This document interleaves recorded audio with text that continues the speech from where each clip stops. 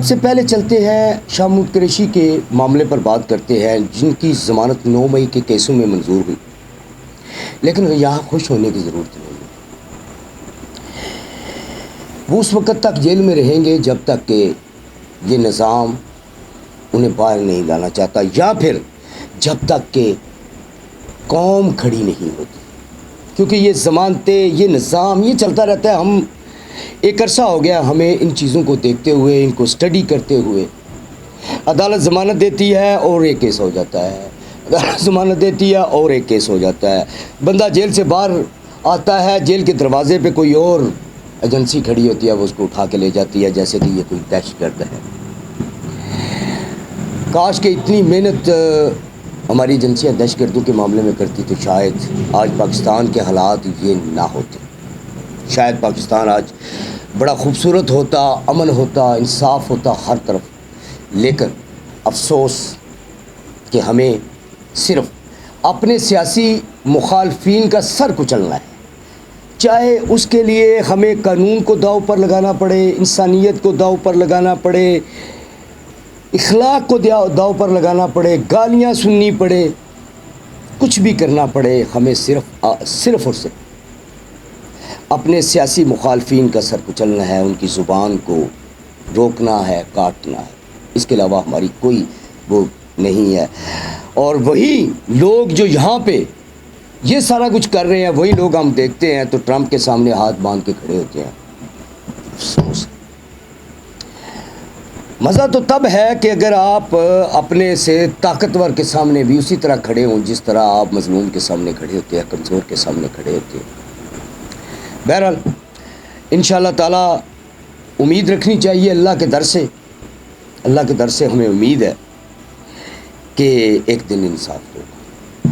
یہ نہ بھی چاہیں گے تب بھی انصاف ہوگا، ورنہ اگر انہوں نے انصاف دینا ہوتا تو ضمانت ہونے کے ساتھ ہی ان کی رہائی عمل میں آ جاتی، لیکن جیسا کہ ہم نے پہلے بھی دیکھا یہ سب نہیں، یہ اتنا آسان نہیں ہے۔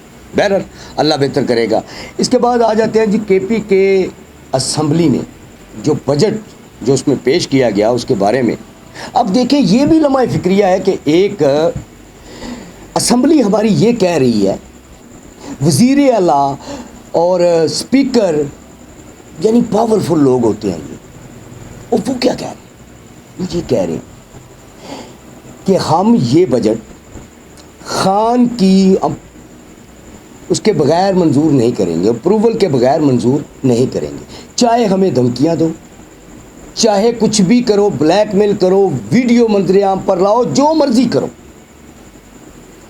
اسمبلی ٹوٹتی ہے تو ٹوٹ جائے، ہم اس بل کو منظور نہیں۔ مجھے اس میں ساری بات میں جو ایک نقطہ جو میں آپ کے سامنے پیش کرنا چاہتا ہوں وہ یہ ہے کہ جس ملک میں وزیر اعلیٰ بے بس ہو، جس ملک میں اسپیکر کے یہ حالت ہو، اسمبلی کا اسپیکر، یعنی کہ اس کا مطلب کیا ہے کہ وہ اپنی عاجزی، اپنی کمزوری کو سامنے لا رہا ہے، ورنہ وہ کہتا کوئی مجھے ڈکٹیٹ نہیں کر سکتا، بلکہ اس نے تو اپنی کمزوری کا اظہار کیا پوری قوم کے سامنے۔ کیا ریاستیں اس طرح چلتی ہیں؟ کیا ملک اس طرح چلتے ہیں؟ اور اگر اس کی یہ حالت ہے تو یہ میں سوچنے پر کیوں نہ مجبور ہوں کہ عام بندے کی کیا حالات ہے، ایک کمزور آدمی وہ کیسے جی رہا ہے، اس کی کیا اس وقت پوزیشن ہے۔ بھئی ایک ہی چیز ہے، اس طرح کب تک آپ کرو گے؟ آپ کے سامنے اسرائیل کی مثال ہے،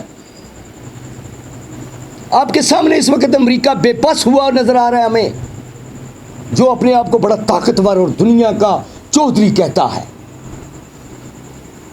یہ جو طاقت ہے یہ آنی جانی چیز ہے میرے بھائی، یہ آج آپ کے پاس ہے، کل نہیں رہے گی۔ اس آسمان نے بڑے بڑے ظالم دیکھے ہیں، بڑے بڑے فرعون دیکھے ہیں، اور وہ چلے گئے۔ میں اکثر مثال دیا کرتا ہوں موسیٰ علیہ السلام کے دور کی، فرعون کے دور کی، ایک تیر نہیں چلا، اور اللہ تعالیٰ نے ان یہودیوں کو جو آج دنیا میں قحط ڈھا رہے ہیں، ظلم کر رہے ہیں، ان یہودیوں کو بچا کے وہاں سے مصر دریائے نیل سے نکال کے لے گیا تھا. ایک تیر نہیں چلا، ایک بندہ قتل نہیں ہوا، حالانکہ فرعون کے پاس کم طاقت تھی کیا؟ بہترین بات یہی ہے کہ جو طریقہ کار ہے اس پر چلو، اسمبلیوں کو چلنے دو، لوگوں کو کام کرنے دو، اگر عہدے دیتے ہو تو ان کو طاقت بھی دو. اگر ہم ووٹ دیتے ہیں تو اس کا تماشا نہ لگاؤ، اس ووٹ کی بے حرمتی مت کرو. اور میں اسمبلیوں میں بیٹھے لوگوں سے بھی یہ درخواست کرتا ہوں، کوئی فارم 47 سے آئے ہیں، کوئی کسی طرح آئے ہیں، کوئی کسی طرح، چلو آ تو گئے ہو، یار اپنی عزت کا تو خیال کرو. میری کا عزت کا نہ خیال کرو، اپنی عزت کا تو خیال کرو. تم اتنے ہی کمزور ہو، تم اتنے ہی کمزور ہو کہ گھٹنوں کے بل آ جاتے ہو. اور بل لل کر کے بات کرو، نہیں ہوگا تو نہیں ہوگا. یہ کیا، یہ کر لے وہ کر لے، کون کر لے، کیوں کر لے؟ کسی کے باپ کا ملک ہے کیا؟ یہ ملک پاکستانی عوام کا ہے، 25 کروڑ لوگوں کا ہے. اور یہ 25 کروڑ لوگ یہاں پہ گائے بھینسیں نہیں ہے. بالکل ہماری کمزوریاں ہیں، ہماری خامیاں ہیں کہ ہم نے پہلے سیاست میں کبھی اس طرح دلچسپی نہیں لی. لیکن اب وہ پہلے والا پاکستان نہیں ہے، یہ 2025 کا پاکستان ہے. اور اس میں 3.5 سال عمران خان نے حکومت کی ہے، اور اس نے لوگوں کو اویئرنیس دی ہے، اس نے لوگوں کو سڑکیں نہیں دی، علم اور شعور کی دولت سے مالا مال کیا ہے. اب ایسا نہیں چلے گا، اس کو بند کرنا ہوگا. بہتر ہے کہ معاملات کو مزید بگڑنے سے پہلے ان کا حل تلاش کریں.